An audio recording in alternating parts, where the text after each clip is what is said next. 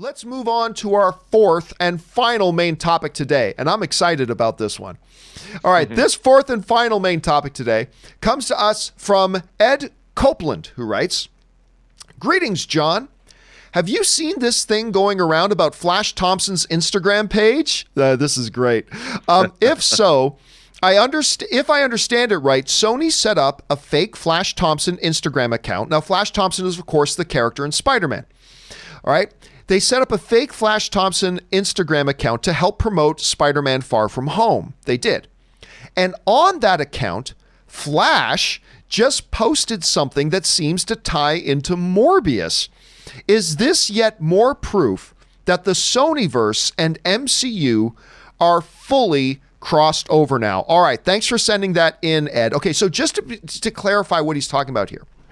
So the fictional character Flash Thompson, of course, Peter's kind of high school nemesis in the two Spider-Man movies that we've got going on. Hey, Flash Mob. I actually really have grown to love this character in the movies. So leading into Far From Home, they created a fake Instagram account. Sony created a fake Flash Thompson Instagram account to promote that film. Now, of course, that character and that film are in the MCU. Now, take that and put that aside for a second. Morbius recently put out their trailer that got everybody talking, not just because of a Spider-Man mural on the wall, which could or may not be just a little wink and a little Easter egg, but then they had Michael Keaton in the trailer as well, dressed in the same prison outfit he was dressed in at the end of Spider-Man Homecoming. They seem to be strongly suggesting that maybe Marvel won't do it, but Sony, we're willing to kind of cross over the universes here. With that in mind, Sony got on Flash's fake Instagram account again and posted something that actually crosses over with several of Sony's properties. Here's what it is. So this is Flash. You see Flash up there in the top corner. That's Flash Thompson. And the name of the fake Instagram account is Spidey #1 fan, because of course he loves Spider-Man. And it's a page from the Daily Bugle. And at the very top, it reads, "A vampire in New York? 5th vampire sighting reported in New York." And then, of course, the main headline there of the Daily Bugle is, "Where is Spider-Man?" Maybe suggesting that after the revelations at the end of Far From Home, maybe Spider-Man goes missing a little bit. And then Flash Thompson writes in the big black box in the bottom, "You know, I sometimes miss when the world wasn't being destroyed by vampires, aliens, and flying robots." Now, you could, on the surface, look at that and think, well, maybe that's not a reference to Morbius. Maybe it's a reference to Blade, because of course we know that Mahershala Ali is going to be playing Blade in the MCU, and maybe that's what it's a reference to. There's a big problem with that, though. We're not getting a Blade movie for years. Morbius is coming out right now. So I don't really buy into the potential argument that maybe the vampire references are about Blade. I don't think they are. I think they are. But to further that point, Rob, there's actually something in this headline that I missed the first time I looked at it. And I just noticed it this morning. Okay, look at that black box again where Flash writes, "You know, I sometimes miss when the world wasn't being destroyed by vampires." Look at the headline behind the box that is kind of half covered up. It says, "Killer Cassidy on the run," which is, of course, a reference to the Venom movies going on. So when you understand that there's a direct reference to a Venom movie in there, you then look at the vampire references right at the top of Vampire in New York, and of course in him writing, I remember the world when it wasn't being destroyed by vampires. And we've got the Spider-Man reference.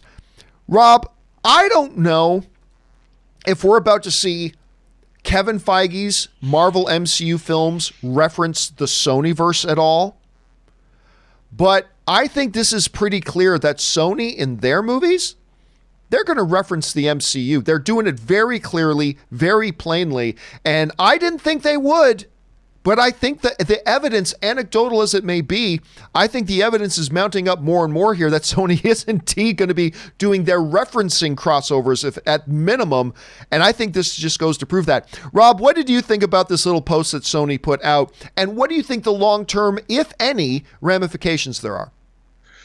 Well, it's interesting because if you look at Venom, Venom was pretty far removed. I mean, it was far removed from New York City and sort of all the goings on with the MCU. You're on the West Coast, so things were sort of removed, and there's no reason why they can't, change. And Cletus Cassidy, again, we've got a country away from the MCU, and I think that there's no reason why we don't know.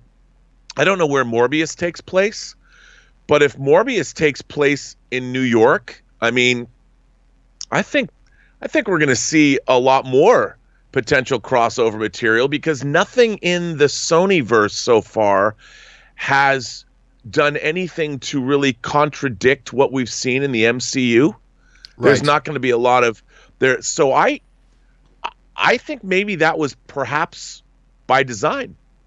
The MCU, they knew Sony was like, okay, well, once they agreed to allow Spider-Man to be in the MCU, well, that floodgate had to open and they had to go, well, okay, well, if we're agreeing that Spider-Man can be in the MCU and at some point we're going to take Spider-Man back, then wouldn't it behoove us to make sure that the rest of our universe could sort of slide in continuity-wise and not contradict the MCU? So even if Spider-Man is no longer in MCU movies, whenever an MCU movie came out, you could still obliquely figure out a way to reference it.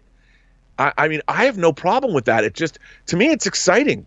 If you could think that all of these movies somehow work together in tandem, and once you have Tom Holland come as Spider-Man back to the Sonyverse, that's it. They're connected. They're never not going to be connected. So I think it's been a shrewd, they've been playing, kudos to Sony.